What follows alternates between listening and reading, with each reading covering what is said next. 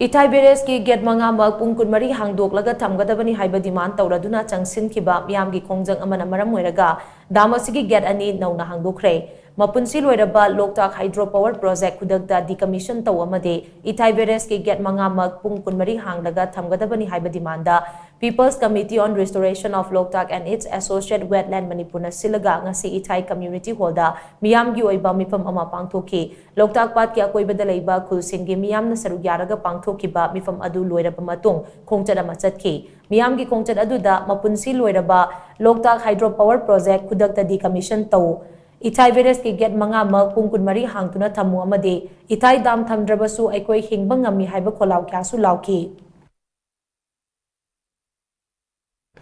Ithai Barrage ki akoibada chatkiba Meeyamgi khongchad adu NHPC gi official singna leiba mafam tamna laki adubu mafam aduda NHPC gi official amata leiramdabadagi mafam aduda thabak toba staff kharaga unaduna wari sanaki tungda staff sing aduna makok thongba official ga wari sanaraba matung dam asigi get ani Nouna Hangdokhi ngasi dam asigi get ani Nouna Hangdokhiba si tharaga get manga leiba dam asi hauji fawbada punna get mari hangdoklei hauji hangliba dam asigi get sing adude get number 1, 3, 4 amasung 5 ni nakalamaromda ngasi changshinkhiba Meeyamgi Khongjang aduga mari lainana People's Committee on Restoration of Loktak and its associate wetland Manipuri advisor angom tikena hai kumjali singamaga chamapan marifu humdoi gi July dagi mathau haukiba Ithai damna ising thingatuna thamkibadagi lofam kaya ising thumjinkhibana lo panba ngamdana lakle adubu lamgi khazana de ngasi fawba revenue department ta thiraga leiri Ithai Barrage asi sazinkhibadagi lamdam asida hana puthoklamaba pothok kaya aduki matik hantahale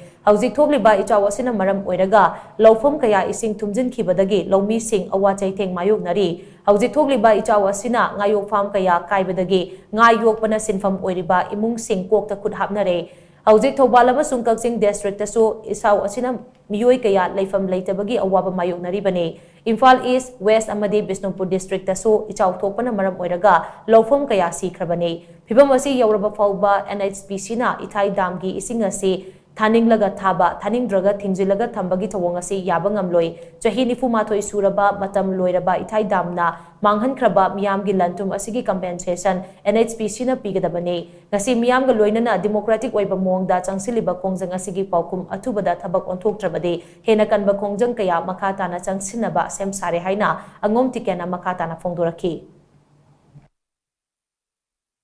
Manipuri Paja Mayam Jingache, Lonu Magi Low, Nagi Pampuna Maximum Lake, Sina Maram Paja, Hakara, Launa Ware, Mashida Thai Barrage, get Mangache, Makoina Hanumatam, the Palikra Hanga, Mitar Mapan Point Nakache, She Manunga Makoina, 6.7 point Aduga, 1, 2, 3, get Hanga, then the close to Baduga, Kaigumatam, the Jumacoina, get Anikum Majinda, Rojilaka, get Ahumajilaka, Anikum the Hanga, Chukumajita Vigano, other Maramaka, Hojia, Mang Mayamji, Kalakanda, Ithai Barrage, get it, Mantom Nabia make a roy of Tom Hambish in a apple. Dam J and especially the Tonamam, the Dam gets it, Rojimaje, but you Tobigano, not Ragadi, Shiki and the Changa, with democratic Kuyanga, Jungle can have a say, Nashiki, Shigro Kung Java, Meeyamgi March really, otherwise it's that way. Strongly objection to it, I told them that Tiger Damashe, Manipu Government Shinabio, other Gerashe, Matam Tupigana, Matam the Bimbo, their light Hambi, I say, a good young up in